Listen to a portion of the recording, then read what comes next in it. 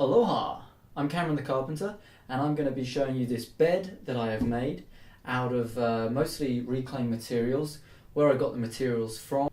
I've spent about £40 on this bed. That was mostly in good solid Osmo oil. It's the best in the business from Wood Finishes Direct. You can get a piece of old dirty looking wood and you just plane the top off it, sand it down with a belt sander, stick a bit of oil on it. Beautiful. Other elements that I got was the way I fitted the wood together. I decided to use wooden dowel plugs because I wanted to use less screws. Screws come from metal, whereas wood grows on trees. I used about half a can of the Osmo oil, and that cost me £24 for a 1 litre can. We have a 1920s bed frame. This is a post First World War. People were very tired. They were ready to rest deeply. So this is a good sturdy bed. So the bed's raised up 1 metre high. That means I can put almost all of my storage from this tiny home where I've been building it under the bed, because under the bed is prime storage real estate. You don't want to give up on that space. So I've raised the bed up on 7 different posts, fence posts, that were being thrown out of a friend's garden, no longer needed the fence. We're all about bringing down barriers between people, me and my friends. So we got rid of the fence, and now these fence posts with a little bit of planing, a little bit of sanding, a little bit of oil, beautiful. There's a lovely piece of mahogany in the middle here, and another piece of mahogany that I've used for the step. Now those came out of a skip. This bottom row of shelves has come out of a theatre. A 1970s theatre. I thought, what better place to put my stuff than on the stage? So there are some nail holes, which I think look beautiful, and on the underside, it looks awful. But it's the underside, and people aren't going to be looking underneath my shelves, because they're mostly going to be looking at the sort of stuff that I keep. Stuff is something we're trying to keep less of in the tiny home movement, which is why I should be able to fit most of my stuff under my bed.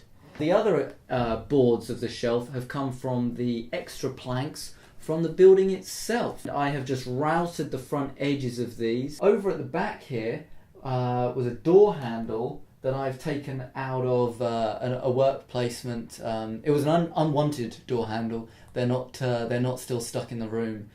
Excellent clothes rail. This is a call out for more Stigs of the Dump. We need more people going into skips. When was the last time you had a little nosy in a skip when you walked past it? There's tons, especially in Cambridgeshire where I'm from, because there's a lot of old houses and people are pretty affluent round here and are able to afford doing up their house, which is lovely. But there are some poorer people, like myself, that could do with those materials. So instead of putting them in a skip, there's loads of resources out there that'll help you get rid of some of your unwanted stuff, like Gumtree or FreeCycle. So Gumtree has an app, and you with your smartphone can just take a picture of something that you're trying to get rid of, upload it there in a few seconds, and someone might find it very useful.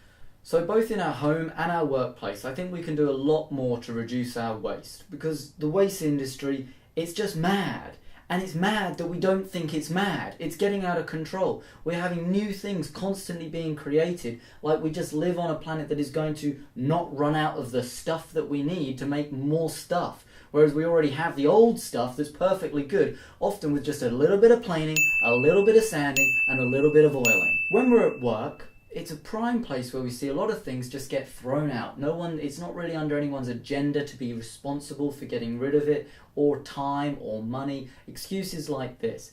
Let's just take a bit more responsibility about the waste that we're creating, because 1 day a week, we basically work to provide money for our taxes, 20%, to go to the government so that they can do and provide a service for us. That's fantastic. I get a lot of things from paying those taxes. So why not, for 1 or 2 hours a week, we do a little bit of work in trying to repurpose some of these things that we're getting rid of and give to the planet so that the planet can continue giving to us.